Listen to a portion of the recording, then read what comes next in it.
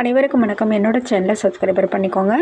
அதாவது கார்த்திகை தீபம் சீரியலில் ஜூலை 28 என்ன நடக்குது அப்படின்னு சொல்லிட்டு பார்க்கலாமாங்க. அங்கே பார்த்தீங்க அப்படின்னா ரேவதியும் கார்த்தியும் அந்த புது வீட்டுக்குள்ளே போயிடுறாங்க. கேஆர் இல்லம் அப்படின்னு சொல்லி போட்டிருக்குது. கார்த்தி ரேவதிங்கிறது ரொம்ப சந்தோஷமாக அவங்க 2 பேரும் உள்ளே போகிறாங்க. அப்போ கார்த்தி சொல்கிறாரு, ரேவதி இது உனக்காக நான் பார்த்து கட்டின வீடுங்கிறாங்க. மாமா உண்மையாலுமே சொல்கிறேன், வீடு சூப்பராக இருக்குது, எனக்கு பிடிச்ச மாதிரியே எல்லாமே இருக்குது மாமா அப்படிங்கிறாங்க. அப்புறம் அவங்க கல்யாண போட்டோ இதெல்லாம் எடுத்து பார்க்குறாங்க. அப்போ வீடு ரொம்ப பிடிச்சிருக்குதுன்னு எல்லா பக்கமும் சுற்றி பார்த்துட்ருக்குறாங்க. அப்போ கல்யாண ஆல்பத்திலாம் எடுத்து கொடுக்குறாங்க. அதை பார்த்துட்டு ரொம்ப ரொம்ப சந்தோஷமாக இருக்குது மாமா, இத்தனை வருஷமாக இப்படிலாம் நடந்துருச்சு, ஏன் மாமா இப்படி கல்யாணம் நடந்து இந்த மாதிரிலாம் நடந்துருச்சு அப்படிங்கும்போது, எதனால் நம்ம 2 பேரும் பிரிஞ்சோம் அப்படி இப்படிலாம் கேட்குறாங்க. அதெல்லாம் ஒரு பெரிய கதை அப்படின்னு சொல்லிட்டு கார்த்தி சொல்கிறாரு. முன்னாடி இருந்தது அந்த மகேஷ்னு ஒருத்தனை இவங்களுக்கு ரேவதி கல்யாணம் பண்ண ரெடி பண்ணினது, அவனை கடத்திட்டு போனது, உடனே கல்யாணத்தை சாமுண்டீஸ்வரர் கார்த்திக்கு பண்ணி வச்சது, இந்த எல்லாம் நடந்தது எல்லா கதையுமே எடுத்து சொல்கிறாங்க ரேவதி கிட்ட. அதுக்கப்புறமா ரேவதி கிட்ட சொல்கிறாங்க, இந்த மாதிரி ஃபஸ்ட்டு ஆரம்பத்தில் என்னை கண்டா உனக்கு பிடிக்காது, அப்புறம் கொஞ்சம் நாளாக தான் என்னை புரிஞ்சுக்கிட்டு நீ என்னை ஏற்றுக்கிட்ட ரேவதி, அதுக்கப்புறம் தான் நம்ம ஒருத்தர் ரொம்ப புரிஞ்சுக்கிட்டோம் அப்படி இப்படின்னு எல்லா கதையும் சொல்கிறாங்க. இவ்வளவும் நடந்திருக்குது, எனக்கு ரொம்ப கஷ்டமாக இருக்குது, ஆனால் இருந்தாலும் இந்த மாதிரிலாம் நடந்தது ரொம்ப சந்தோஷமாக நினைக்கிறேன் மாமா. ஏன் அப்படின்னா இப்போ தான் நான் உங்களை ரொம்ப ரொம்ப லவ் பண்ணுறேன், எனக்கு ரொம்ப பிடிச்சிருக்குது எல்லா விஷயத்துலேயும், ஆனால் அப்படின்னு சொல்லிட்டு எல்லாத்த பற்றி யோசிக்கிறாங்க, எல்லாத்தையும் சந்தோஷமாக இது பண்ணுறாங்க. 2 பேரும் சந்தோஷமாக பேசிகிட்ருக்குறாங்க. அப்போது சிவனாண்டி சந்திராவை மீட் பண்ணுறாங்க. அப்போது சந்திரா சொல்கிறாங்க சிவனாண்டிக்கிட்ட, அந்த ரேவதி ஏதோ தப்பு பண்ணுறா, காலையில் கிளம்பி எங்கேயோ போகிறேன்னா எனக்கு என்னமோ அந்த கார்த்திகை தான் சந்திச்சு இருப்பான்னு நினைக்கிறேன் அப்படிங்கிறாங்க. இங்கே பாரு சந்திரா, நீ ஒன்றும் கவலைப்படாத, நம்ம பசங்களை எல்லா இடத்துலையும் சல்லடை போட்டு தேட சொல்லியிருக்கிறேன், கண்டிப்பாக கண்டுபிடிச்சிருவானுங்க, அந்த கார்த்திக் காரை வச்சு எல்லாம் எங்கேயுமே அவன் போயிருக்க முடியாது அப்படி இப்படிங்கிறாங்க. அப்போ சிவனாண்டிக்கு ஒரு ஃபோன் வருது. தான் ஃபோன் வந்துருச்சு பாரு அப்படிங்கிறாங்க. ஹலோ சொல்லுப்பா அப்படிங்கிறாங்க. அண்ணா நீங்கள் சொன்ன மாதிரியே கார்த்திகாரு ஒரு வீட்டு முன்னாடி நிற்கிதுங்கிறாங்க. என்னடா சொல்கிற, நிஜம்தானாங்கிறாங்க. ஆமாண்ணா நிஜமாகவே ஒரு வீட்டு முன்னாடி கார்த்திகாரு நின்றுட்டுருக்குது அப்படிங்கிறாங்க.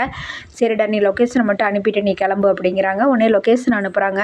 சிவனாண்டி உடனே இருந்துக்கிட்டு நானும் வரேங்கங்கிறாங்க. சந்திரா வேண்டாம் நீ இங்கேயே இரு, நான் ஃபஸ்ட்டு போய் பார்த்துட்டு உனக்கு நான் ஃபோன் பண்ணுறேன், அப்புறமா நீ வாங்குறாங்க.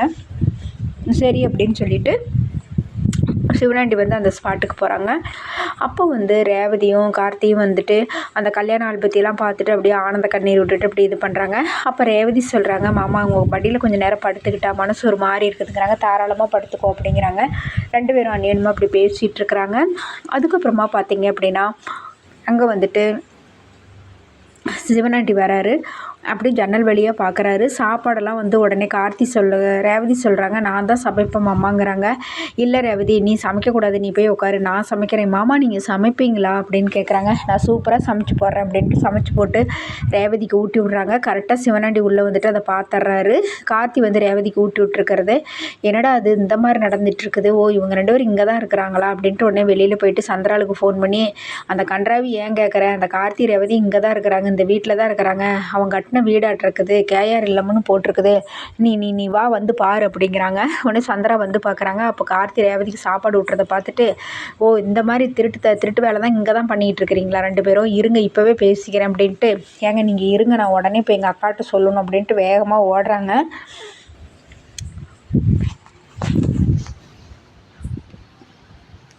வேகமாக ஓடிட்டு அக்காங்கிறாங்க. ஏன் சந்திரா என்னாச்சுங்கிறாங்க.